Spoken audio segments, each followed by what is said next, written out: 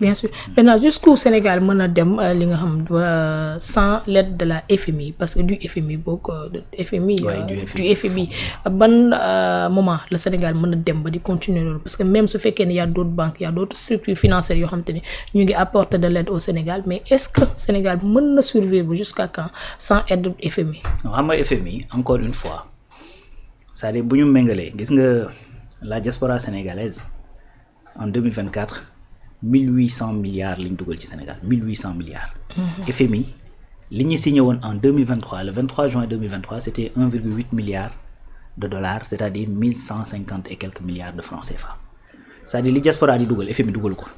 donc encore une fois gars yi li ñuy doyee FMI c'est pas forcément rek xaalis. c'est-à-dire FMI da lay jox benn crédibilité. ba tax boo jógee ci marché internationaux yi di dem di wuti effectivement ay capitaux bu FMI ne sawaay il est fiable. ñeneen dañ naan c'est vrai il est fiable donc bu FMI di xel ñaar ci yow wala boog mu génne loo xamante ni daanaka kii woo ci su boobaa effectivement problème dafay am gis nga dafa am benn vidéo bu ma partagé ci sama compte il y a je pense Souleymane Niang bu TFM le journaliste moo ciy wax di expliquer quand bu muy def ay recherche jëm ci wàllu bor bii tey dafa am un tableau boo xamante ni Banque mondiale dañ ko publier c'est-à-dire mu am partie boo xamante dañ ci def affaire dette Sénégal Afrique bi mu demee mu xool liste bi gisul ne effectivement Sénégal mu ngi ci biir liste bi mu interpeller leen poser leen ci question ñu xamal ko ne c'est-à-dire ce sont nos propres autorités ñoom ñoo joxeegul réponse yu claire. C'était avec l'ancien régime. D'accord. Tu vois donc loolu bañ ko defee après gars yi ne comme ñoom joxuñu ñu réponse bu claire duñ leen dugal ci étude bi daal leen génne mais loolu c'est assez révélateur parce que dañ leen gars yi ñoo nekk di tergiverser yu demee noonu te loolu lu yàgg la n'est-ce pas donc loolu comme lu yàgg la c'est-à-dire bu ñu dellu si waatee ne alors chiffres yi y a des problèmes et tout ça c'est que y a des problèmes maintenant nag FMI bu ci ñëwee dugg ba dem ba gis ni effectivement lañ ci waroon corriger nañ ko ba FMI ne léegi kat Sénégal moom wax dëgg fa yàlla amatul li ñu leen di reprocher chiffres yi transparence beeg et cetera lépp gongo. su boobaa da ngay gis ne au niveau des marchés de capitaux internationaux su boobaa dafay am une certaine stabilité pour le Sénégal booy ñëw di wut si gars yi dinaa ok FMI nee na ils sont bons. c'est-à-dire loolu en réalité la ñuy gën a doyee FMI que sax xaalis bi nga xamante ni moom la lay jox parce que li mu lay jox la vérité mooy que ni bariwul trop ba pare bu la koy jox da ci boole condition yoo xamante ni boo ko appliqué sax mën ngaa gën a am ay jafe-jafe. généralement xaalis biy jóge ci FMI ak yooyu mënoo cee defar sa éducation mënoo ci investir ci sa santé et cetera généralement dañ la koy jox pour nga développer ay infrastructures rek yu jëm ci wàllu environnement ak genre yu demee noonu ba pare ñu boole ko ay conditionnalités yu mel ni dindi subvention par exemple. Bien sûr. Tu vois donc en vérité xaalisam sax problème la gën a mën a indi su fekkoon ni mën na juste wax rek ne vous êtes bon après nga dem lijjanti sa bopp sax quelque part mën naa ni moo xawoon gën a woyof mais en réalité loolu la ñuy doyee FMI donc loolu pour répondre à ta question mooy que ni le Sénégal a prouvé actuellement que ni muy metti mu bañ a metti et cetera c'est-à-dire mën nañu fonctionner sans FMI d'autres pays l'ont montré tey boo demee ci pays yi nekk ci biir BRICS c'est-à-dire ils n'ont pas besoin de FMI demal Afrique du Sud soxlawuñu FMI.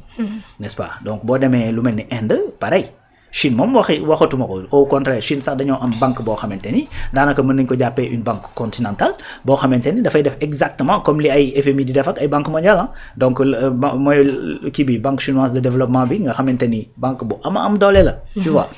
donc y a des pays yoo xamante ni actuellement sànq maa ngi lay jox l'exemple du Togo 2020 ba 2024 lay soog a defaat tirage fële ci FMI. donc pendant 4 ans ñu ngi fonctionner sans que ñu dem seq dara ak FMI te boobu ba tey Togo booy dégg coow li c'est vrai que c'est un pays d'Afrique et tous les pays d'Afrique ont des problèmes économiques loolu mooy dëgg parce que l'Afrique n'est pas du tout développée donc ku développé wul da nga am ay problèmes économiques et c'est ça la vérité. maintenant mais boobu ba tey booy dégg Togo li nga fay dégg mooy ay problème politique Faure Gnassingbé ma ngay foqati kii baag dem na def régime parlementaire ak affaire yooyu mais malgré tout ça. Depuis 2020 mooy li génn ci rapport BCEAO bi tu vois donc foofu mooy seul problème bi mooy que ni actuellement sur les marchés de capitaux internationaux mais encore une fois boo ko xoolaatee de près en vérité du problème du mën naa ni problème la du problème parce que lu tax ma ne du problème mooy état du Sénégal ci boppam sax moo bëgg bañ dem di lebati foofu li ëpp. comprendre nga fi ma waxee donc tey su fekkee ne FMI maanaam mu bañ a wax ni yow pays bu fiable nga dalay yàqal ci biti dafa tombeek état du Sénégal bëggatul woon dem ci biti donc en vérité da koy conforter juste ci li mu nekkoon mais daanaka yàqalu ko dara quoi loolu laa bëgg a wax parce que li état du Sénégal actuellement def comme stratégie jëmale ko ci wàllu dette bi mooy rendre ko endogène di ko jël ci CFA bi le plus contrairement ak ni mu doon demee bu njëkk. Bien sûr. n'est-ce pas donc bu fekkee ni loolu nag FMI daf cee taxawee noo xamante ni da lay empêcher nga demaat ci biti pour dem mën a lebbi foofu peut-être que pendant un moment dana la indil ay jafe-jafe ci biti mais comme yow da nga amoon déjà la volonté de rester di mobiliser sa ay ressources intérieures. mën nañ considérer ni en vérité yàqalu la lu bare. maintenant Sonko da nga wax lu am solo muy apport bi nga xamante ni la diaspora dañ koy daal di am fi nga xamante ni moom moo daal di nekk ci réew mi comment l'État peut profiter de cet apport boo xamante ni mi ngi jóge ci diaspora bi dugg ci réew mi. oui donc État am na ay projets donc yu mel ni banque par exemple ñu ngi doon wax affaire Patriot Bond.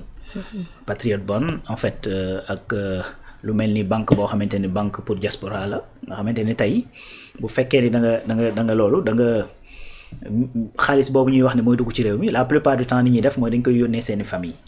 après famille yooyu daal di jël alal ji dugalaat ko ci biir économie bi parce que ci la ñuy dund ci la ñuy fay courant fay ci seeni école doom et cetera donc alal yi lay duggaat de toute façon ci biir économie bi léegi nag bu fekkee da nga mën ci biir alal jooj nga daal ciy mën a capter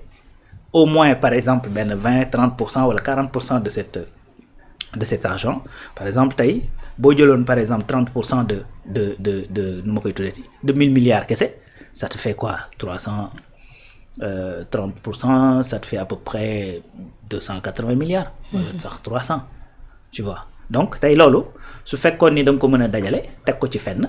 tey li ngay dégg ñuy dem UEMOA ak yooyu yëpp boo xoolee ay 150 milliards lañ fay jël xam nga ay 25 milliards ay 97 ay et cetera donc su fekkee ni yow dafa am benn manne financière boo xamante ni dafay ñëw dafay flux capitaux yoo xam ne day dugg ci réew mi nga mën cee capter ne serait-ce que 1800 milliards nga mën cee capter ne serait-ce que 30% ou bien 25% mën ko teg ci benn banque mais loolu c'est source de financement la bu am doole pour l'État du Sénégal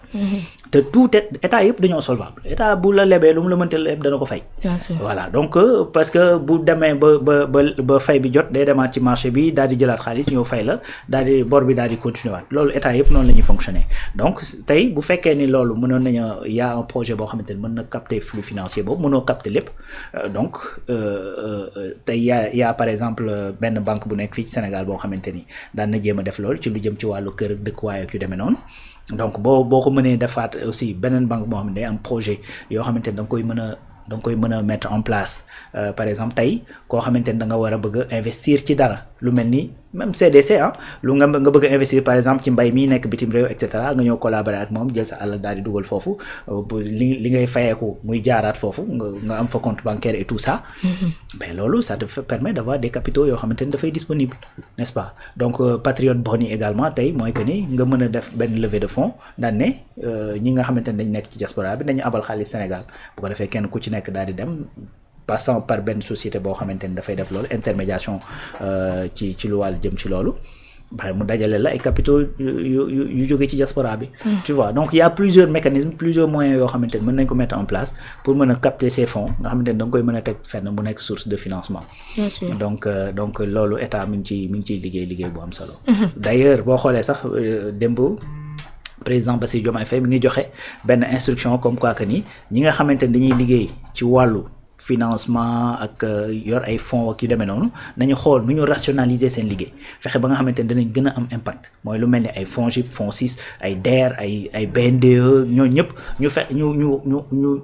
créer benn commission boo xam day xalaat ci naka la ñuy def ba mën leen a rationaliser n'est-ce pas donc nga xamante ni dinañ gën a mën a am impact tey ci biir rationalisation boobu sax jàppal ni mën nañu ci jël jox ci benn service ay mission yoo xamante ni dana mën a dox ay jéego pour mën a capter ces flux là man je pense que tey patriotes yi nga xamante ni patriote par patriote j'entends ñi nga xamante ni ñoo bëgg réew mi quel que soit fu ñu mënti féete te nekk ci biti te développement réew mi ñor leen man gëm naa ni bu fekkee ni liñ ci war a def te liggéey bi ñu ci war a def nañ ko bu ci amoon kenn ku doon jël 10 000 francs di ko yóbbanti seen kër pour ñu gérer ci bu dee 10 000 boobu rek la yor gëm naa ni mën naa jël 1000 francs bi wala 2000 francs bi teg ko ci benn place pour état du Sénégal mën ko jël liggéey parce que bu fekkee ni loolu ñu ciy poursuivre dañ ko atteindre c'est-à-dire seen famille yi ñu nekk fii te di leen jàppale bi day gën a woyof ci ñoom tu vois donc mi ngi noonu moo tax bon ça c'est des initiatives yoo xamante ni état xam naa faaw mu gën ci dox bu baax dina am solo acca dañuy daal di ba tey rek ci Senuya point wax